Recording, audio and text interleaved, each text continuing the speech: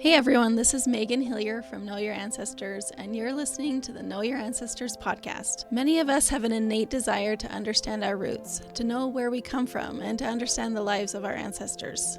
On the show, I sit down with content creators and entrepreneurs to share some of the stories that I've uncovered and compiled about their own ancestors. Watch and listen as we discuss the traumatic and life-changing events of their close ancestors that helped shape who these guests are today.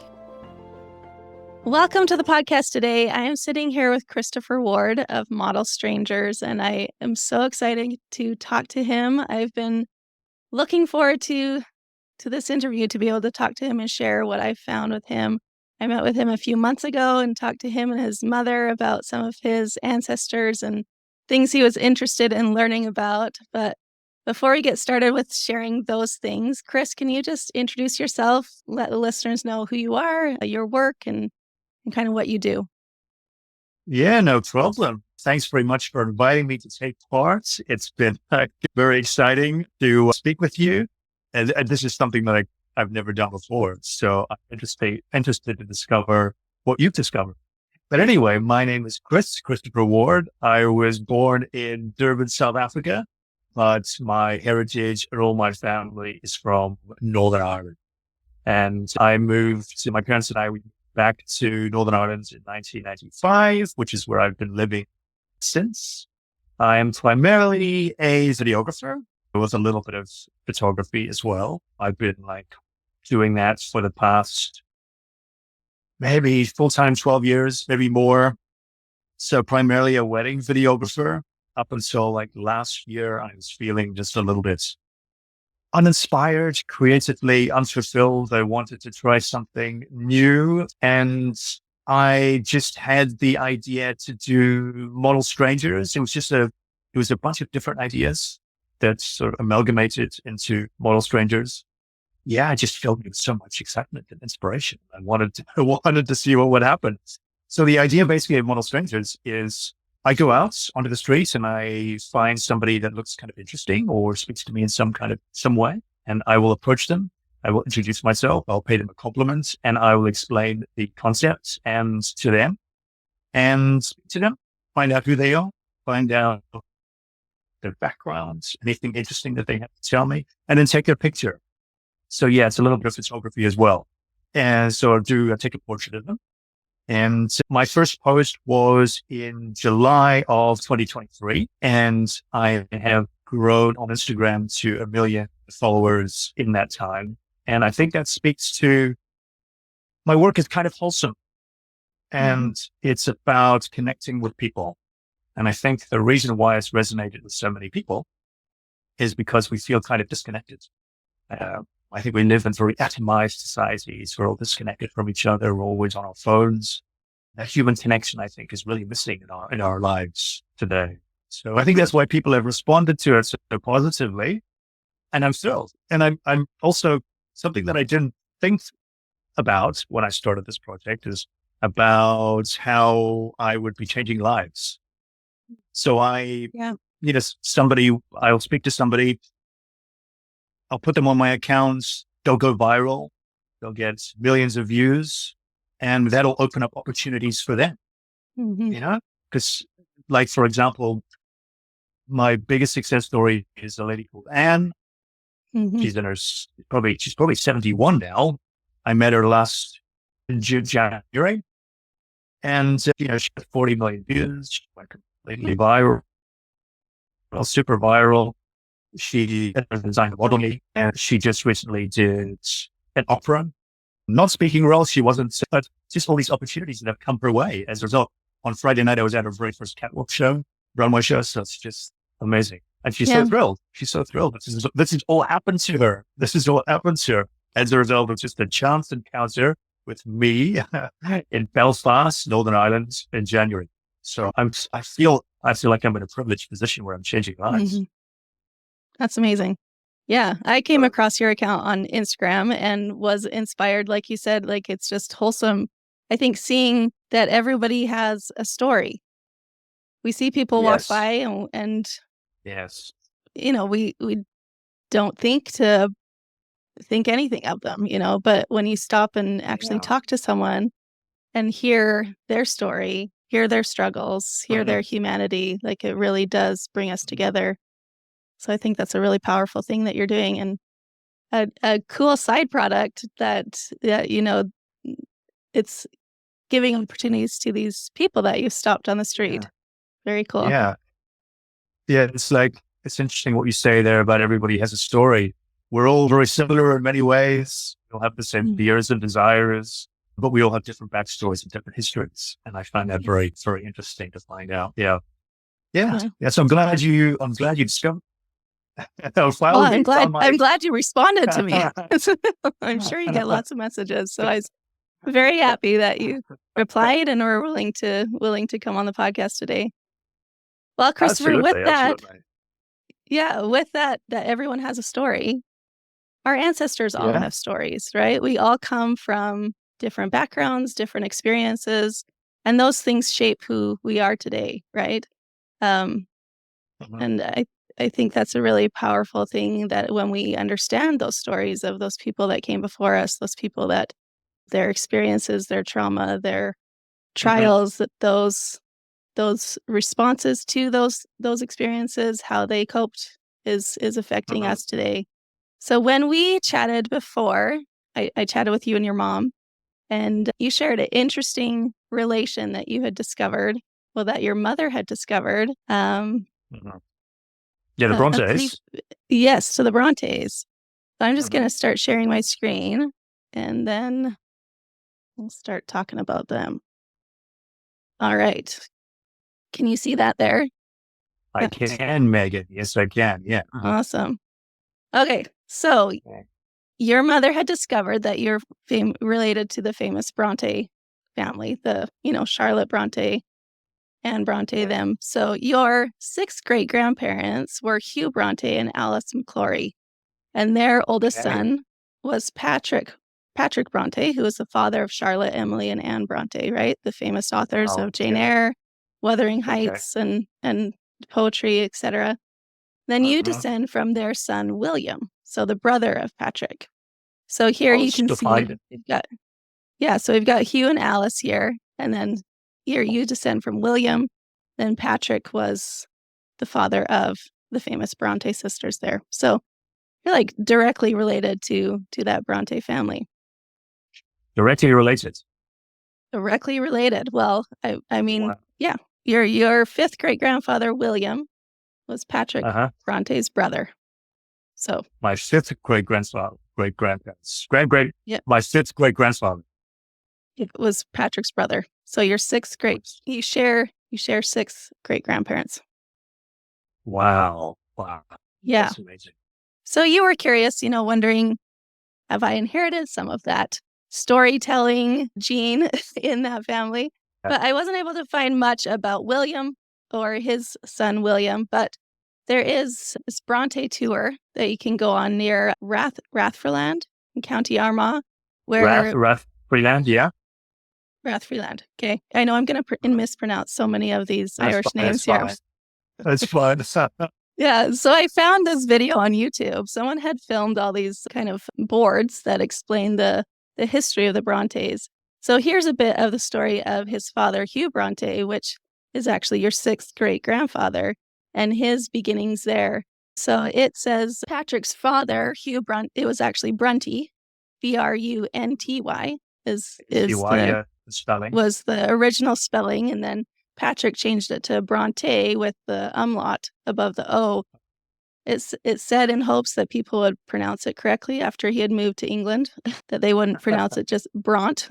But yeah, that's the story, at least. I'm not sure. But so anyways, Hugh ran away from home at the age of 16.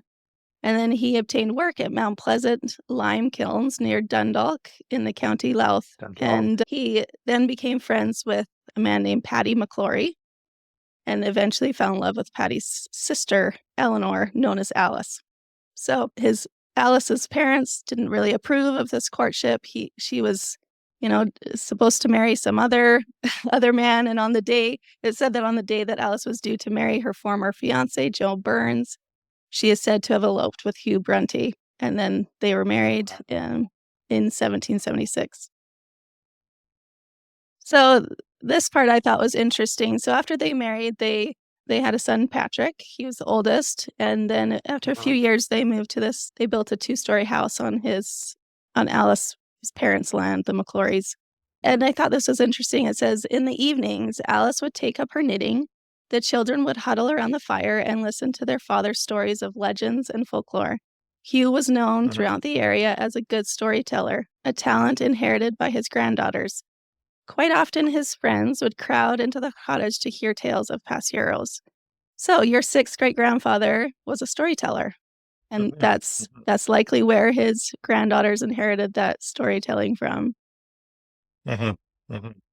So this is the home that Hugh and Alice built, this 2-story home here, where your 5th great-grandfather was raised, William, alongside his brother Patrick.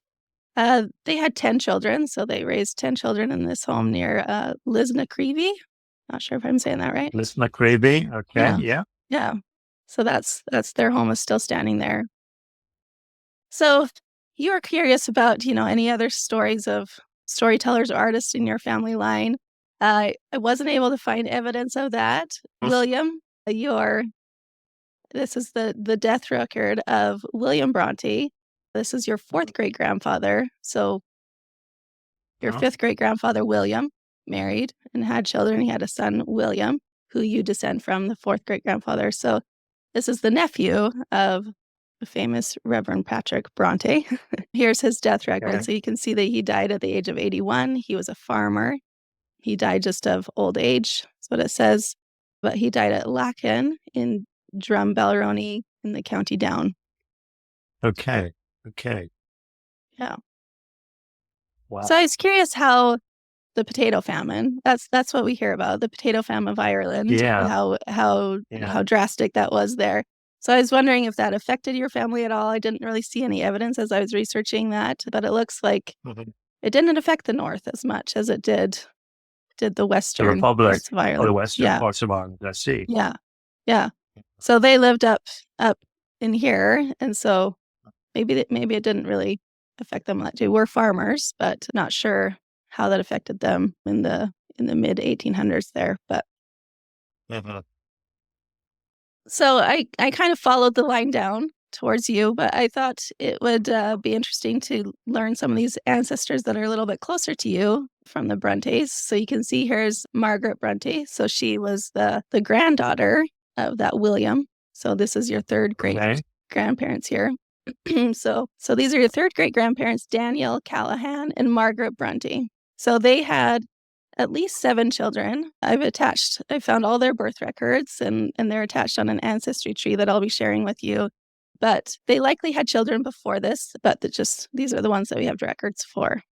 So you descend from their daughter, Margaret, who was born in 1865. This is that birth record that your mom came across that said her mother's name was Bronte. And she was like, wait, are we related to, the Brontes? And you are. So that's them there. So George and Margaret, my 2nd great-grandparents, you say? Yeah, these ones. Yeah, George and Margaret. These are your second. Yeah. Okay. Yeah. So I'm not sure if you can see this very well, but this is the marriage record of Daniel Callahan and Margaret Bronte, or Bronte. They were married on the 3rd of December, 1857, at the registrar's office in the town of Newry in County Armagh. You can see that Margaret's father is William Bronte, a laborer. Are you sure if you can see that there, William Bronte? And Margaret's residence was in Onnacavan in the parish of Donamore. So her husband lived at Tullen Cross. Not sure if you can see that there, the townland of Tullen Cross in the parish of Ballymore. Okay. It just says that they were of full age. So that meant they were at least 21 years old when they were married. Right. And yeah, so that was neat to see that there. So this just shows where they both were. So Margaret was living down here in this townland, and Daniel was living up here. Yeah. Wow. Okay. Yeah, near Pontius Bass. Yeah. Seemed like this family stayed around here for a while. So you'll see that as we're looking at this. So these townlands that they lived in were like, for those that are listening, townlands are like less than a mile square. So knowing, that townland that they lived in might be able to with further research, you might be able to find out exactly where what little land they were living on. They're very small towns. Yeah. Yeah, yeah. With it. So for those that aren't familiar with this area, this is in Northern Ireland, just a bit south of Belfast is where they were living. Okay. So here is the birth record of your second great-grandmother, Margaret Jane Callahan. She was born at Corcrum, near Pontefract in County Armagh, and she is the oldest child I was able to find a birth record for because her parents married in 1857. They likely had older children, but birth registration started in 1864. So this is the first birth registration for their children I was able to find. Yeah. You can see her father, Daniel Callahan, and Margaret Callahan. Callahan, formerly Bronte. So this would have been that record that your mom saw that kind of started that discovery of the Bronte relation. So you can see Daniel was a laborer is what is written there. Yeah, so Margaret's my second great-grandmother. Yep, yeah. Okay. Yeah, this Margaret. Yeah. So then Margaret Bronte and Daniel Callahan, they had twin girls in 1879. So these were their youngest children that were born, but you can see it even recorded the time of birth. So the first twin was born at 9:00 a.m. and then the second was at 9:20 a.m. So named Selina and Anna Maria. And they were still living in Corcrum in a labor. So they had twins, Selina and Selina and Anna Maria. Yes. I thought that was quite interesting. Yeah. So Margaret would have been a bit older. She was born in, I think 1833, about there. So she would have been like in her 40s probably when these twins were born.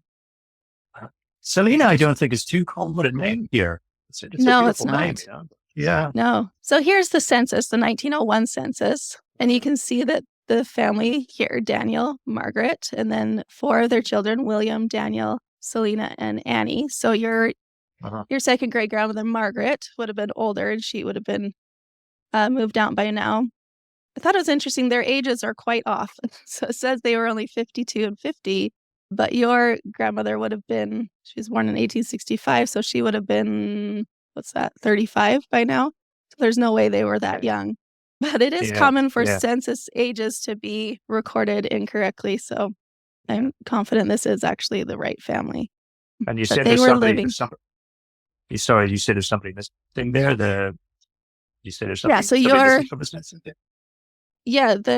here's the twin girls at the bottom here, Selina and Annie, Daniel and William, and then there were older children. So this oldest here is 31 by this time. So your great-grandmother, your second great-grandmother would have been married by this time.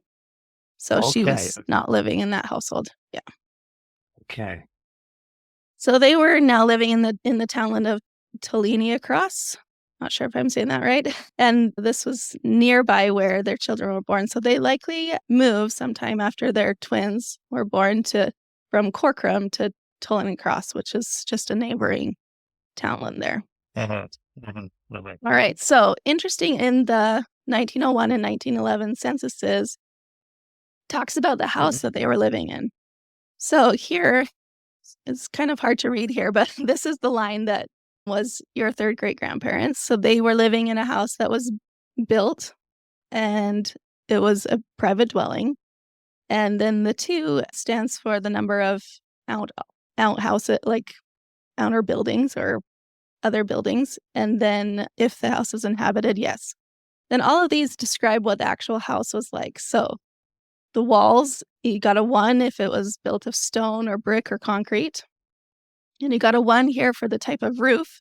If it had slate or iron or tiles, then you got a 1. The 0 was for a thatch roof or a wooden roof. And then the 3 is for the number of rooms. So they had 5 or 6 rooms in their house. And then they had 3 windows on the front. So they got a grading of a second class house. So I thought that was really interesting to see the description of their house there. Yeah, the grading of it. Yeah, it's interesting. Yeah. And then further there, it lists Daniel Callahan there. They had 5 rooms in their house, and 6 were occupying it. And then it gives the name of the landowner. So in Ireland, a lot of the people kind of rented land, like they lived on the landholders was the one that actually owned the land. So it gives the name of the landholder, J.J. Little of Brannock. Okay. So with that can be helpful with further research to find, land records. And now we know who actually owned the land to figure out, where exactly that was or transfer of land and all of that. So then by 1911, you can see Margaret Callahan, née Bronte, is the head of the family now, and because she is now a widow. So she was 78, and her occupation was listed as housekeeper. And she has William, who's 39, Daniel, who's 45, and Selena, who's 32, and they're all still single, and they're living with her. And then just looking at that same description of their property, it says that the landowner was John J. Little. So now we have his first name as John. It's the landholder of their property there. So they were still living in the same place as 10 years prior. Okay. And Anna Maria, she wasn't blue. Yeah, so she might have been married by then. The other twin, yeah, she might have. Yeah, we'd have to do some further research to find out where she was. Yeah. Right. All right. So here's just those two different townlands. So here's Corcoran, where they were living when they had all their children, and then Tulane Cross up here, right by Pontus Pass. It's where they were living during those two censuses in 1901 and 1911. Yeah. Okay. Wow. Yeah. So moving along here, we've got, Daniel had passed some time between those two censuses. So I was able to find his death record. So this is your third great-grandfather, Daniel Callahan. He died in 1904, and he was 83 years old, and laborer is what his occupation was. And he died of senile decay and gastritis, is what it lists there. Wow. Yeah, and then his wife was there at the time of his death. Oh, senile decay and gastritis. Yeah, for 2 months, I guess he had gastritis. So, yeah, 83. That seems pretty old for. That's for Yeah. There's good longevity here, it seems, with some of the. Yes. Yeah. No. Yeah. That William, your fourth great grandfather. Yeah, he lived till he was 81 too. So, got some good genes there. Bodes well. So here, your second great grandmother, Margaret Callahan. Yeah. She was married in 1900 on May 3rd, 1900 to George Doherty. And George Doherty. Yeah, she was 31 and was spinster, so she was single. And she was a servant at the time that they got married. George was a laborer. And then the residence at time of their marriage, George was living at Cullycapple in Agadowie. And then Akadowie. I was like trying to make out what this one said. I'm like, that looks like lizard. I'm like, is that right? And sure enough, it was. So she was a servant at, let me just get this next, at the Lizard Manor in Agadowie. Lizard Manor? Yes. Wow. So, yeah. Wow. So Lizard Manor, I guess the land there was purchased by the ironmongers, like the Union of Ironmongers in the 1600s. And then this Lizard Manor was built in 1861 on that original estate owned by that company of ironmongers. So it's called Lizard Manor, I'm guessing, because the crest of arms for the ironmongers is this crest with two salamanders on it. And supposedly the salamanders are on there because they are able to survive fire. And so as the ironmongers crest, they're on that crest there. So I thought that was really interesting that this is still standing. So after 1889, she was a servant here, yeah. She was a servant there. Yeah. Yeah, so in 1891, the Strong family purchased Lizard Manor, and so they would have been living there at the time that Margaret was a servant. So it's a first-class dwelling that consisted of 22 rooms and possessed a large number of outbuildings, including 2 stables and 2 coach houses, 5 cow houses, a boiling house, and a barn. So at the time of your second great-grandmother's marriage, she was living here as a servant. Yes. What was the house being? Was it just a home, Lizard Manor? Or was it just being Yeah, so it as a home? seems like it. I did look into who owned it. It was a strong family who purchased it. I Sure. think I think it was a Sir someone strong. I would have to look at. Okay. But yeah, you can look up more about that and find out more Oh, about the family that was living there and what they did. Yeah, just thought that was pretty neat. gonna So be so good here's, to like visit some of these places.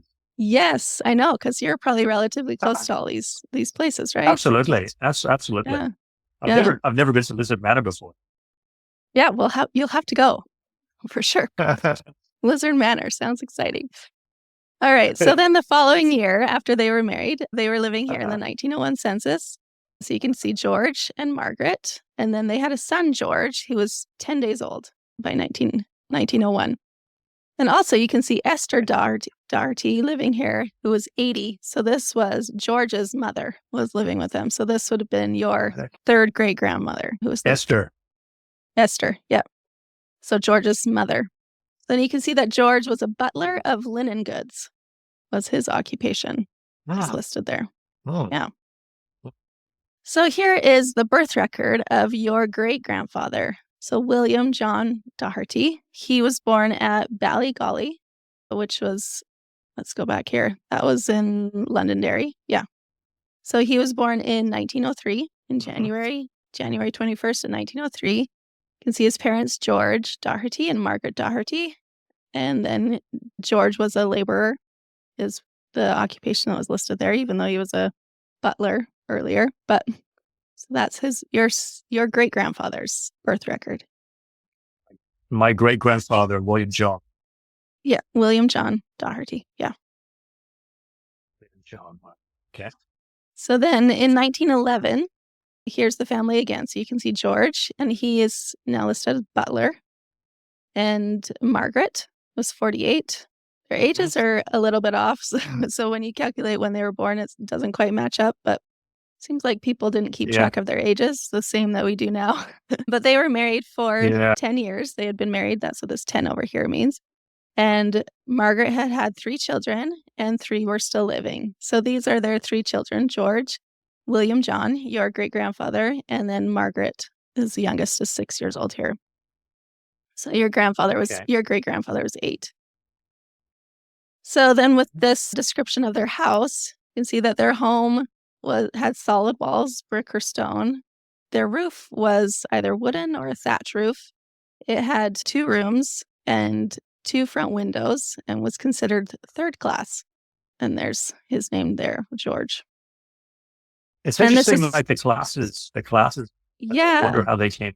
That's yeah, yeah. It's interesting that they did that to describe the homes, but it does give yeah, insight into how wealthy they would have been. They might have been a little bit less wealthy and with a simpler home, but 11, probably. yeah.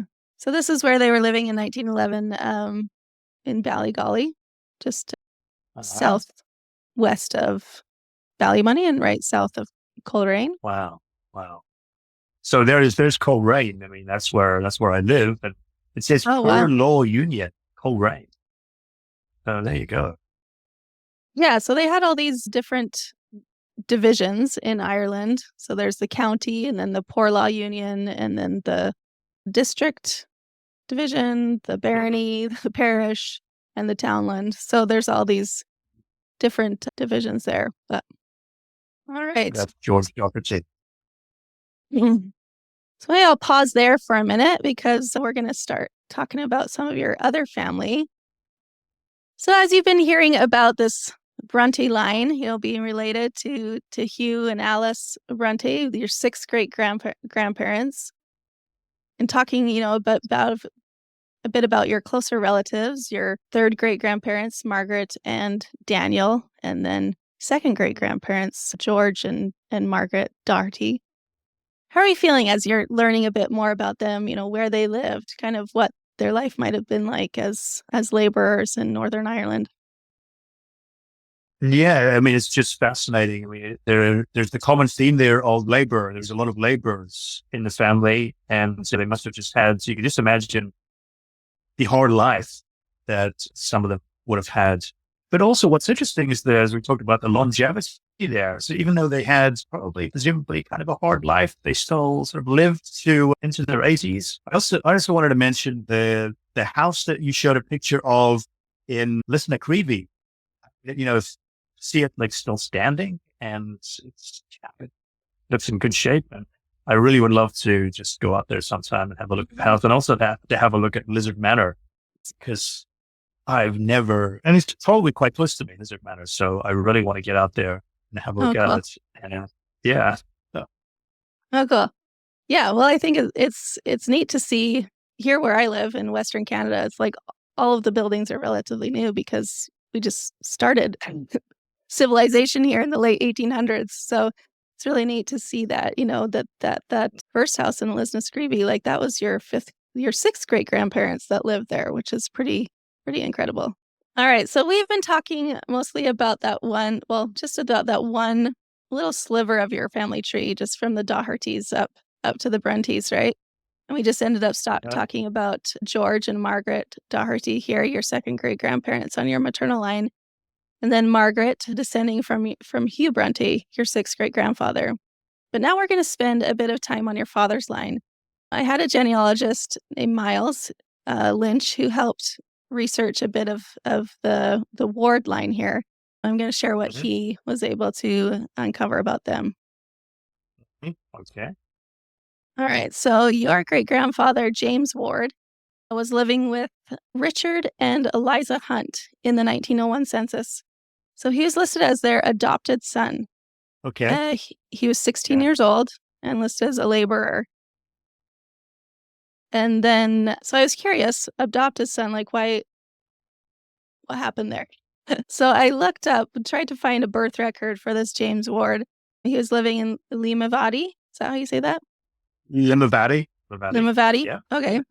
So here's the only birth record I found for James Ward about that same age, born to a Mary Ward, who was a domestic servant, and he was born in the workhouse in Limavady. So I'm not sure if this is him, because we would need a little more information and more research to be done, but I think it's possible, that he could have been born to this Mary Ward and then put out and raised by another family. And who is James Ward, did you say, in relation So to? this is your great grandfather, right? This My James great Ward right here. grandfather, James Ward. Okay. Yeah. Grandfather, all right. Yeah. So here he is again in the 1911 census. He's still living with Richard and Lizzie Hunt. You can see James Ward here. He was now a painter. So he was 26 years old and a painter living in Limavady.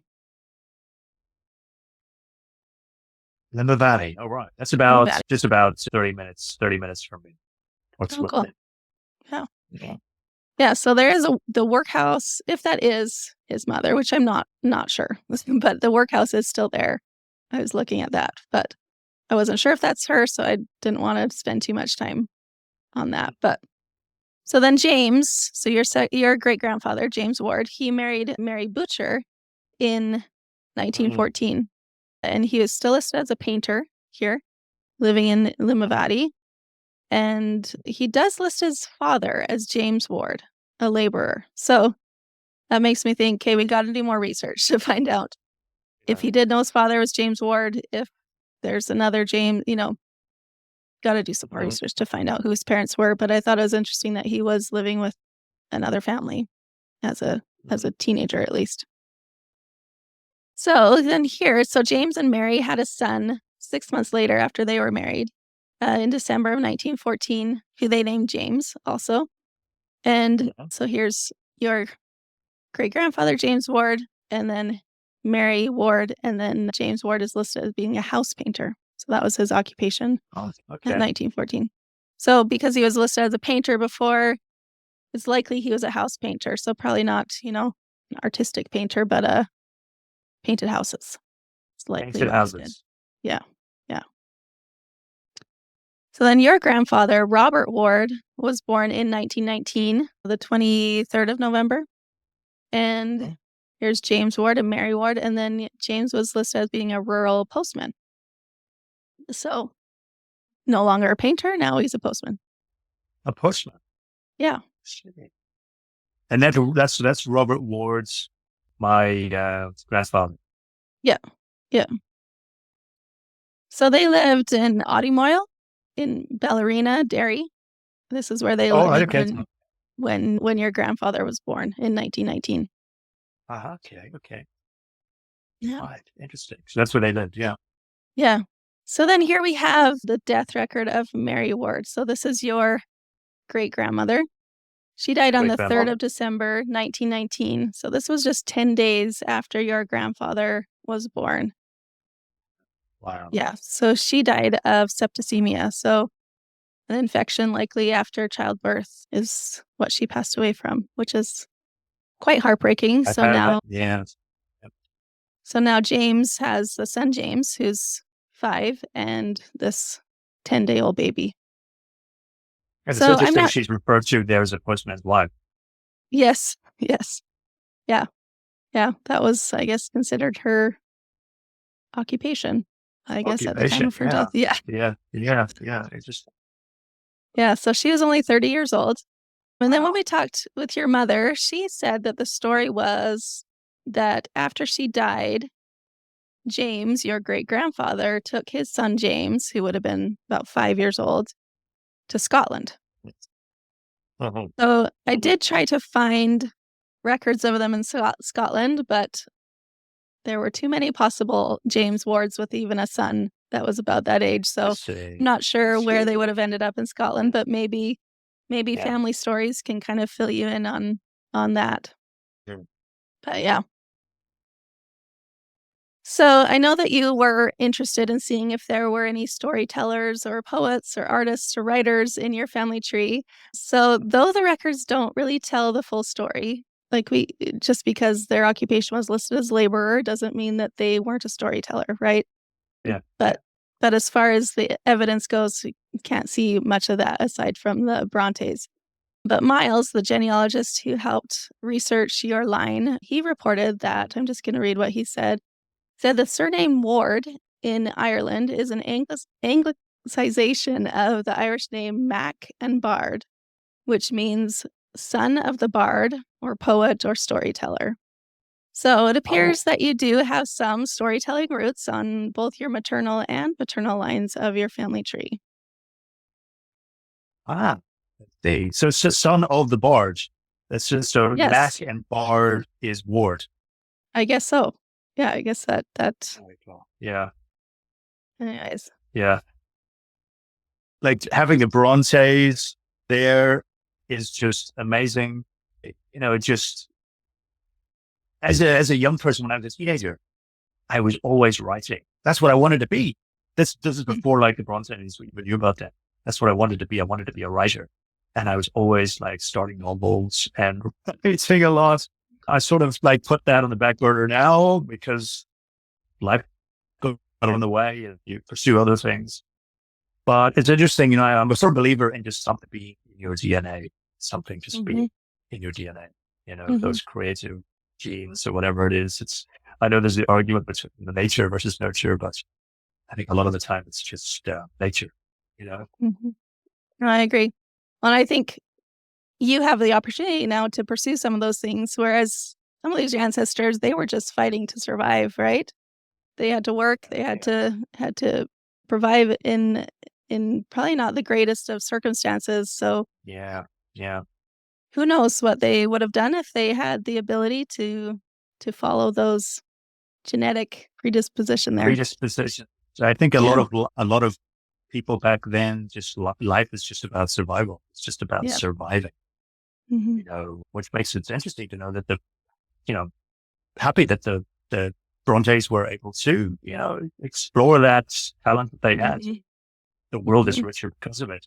But Megan, this has been just so fascinating. It's just been so amazing. And I'm so, it's just blown away by all the work you've done. It's just so interesting, so fascinating. It's amazing. You're so good at what you do. Thank you. Miles as well. Thanks to Miles. Yes. Yeah. And I can't wait for my mom to see this. Yes. Yeah, no, it's been a lot of fun to uncover these stories. I wish I want to spend even more time to answer some of these questions that we now have, with your ward line, and finding some of these answers. But it's been a lot of fun to share this with you, Christopher, and I hope that it helps you have a greater sense of your roots and understanding of who you are. How do you feel about that now that you have a bit more full understanding of your roots? It just puts things into perspective. It puts things into context. I was at a retreat just last week, photography retreat that I was speaking at, but there was another speaker before me and he said something very, very interesting. He posed a question to us. He said, can you name your great grandparents? Oh, and of course, a lot of us would be struggling with that. And so that's not too far back in our history. And yeah, a lot of us would be struggling with that. And I think it really is important to connect with the past and to discover who we are, where we came from. And all of these people, they're a part of us. They're a part of us. And I think it's important not to forget that, not to forget them. Yeah. Well, thank you so much, Christopher, for being on the podcast. What's the best way for people to connect with you? I'm guessing on Instagram. Yeah, Model Strangers. So you can find me on Instagram, Facebook, YouTube, the whole lot of them. But Instagram mostly. So if anybody wants to send me a message, I'll reply. Yeah. And do you do videography still? A little bit, mostly with weddings. So yeah, a little bit. It's because before I got into Model Strangers, I would have been doing a lot of drone stuff, drone videography and videography in general. And I would have been going to a lot of historical places here. A lot of old places, a lot of old houses, castles and things. Never even knew about Lizard Manor before, but I would have been like documenting all there this. You go. So yeah. Can do that now, right? Yes, I can. Yeah. Oh, cool. All right. Yeah. Well, thank you so much, Christopher, for being on the podcast. Definitely go give him a follow at Model Strangers. It's just really cool to see how he captures people's stories and gives a bit more understanding of how human we all are and how connected we all are. So thank you so much, Christopher, for being here. Thank you so much. My pleasure. My pleasure. Thank you so much. I'd like to thank Miles Lynch of Genealogist who helped research for this episode. If you want to contact him to get help with your own research in your family tree, you can send him an email at forestfamilyresearch@gmail.com, and I'll put that email in the show notes as well. Thanks so much for watching or listening to the podcast today. If you want to start learning about your own ancestors, you can get my free mini class called 3 Steps to Start Knowing Your Ancestors. It comes with a workbook. It's super short, but has actionable steps that you can take to start knowing your own ancestors. Just go to knowyourancestors.co/3steps or click the link in the show notes to sign up. Thanks again for being here, and we'll see you next time.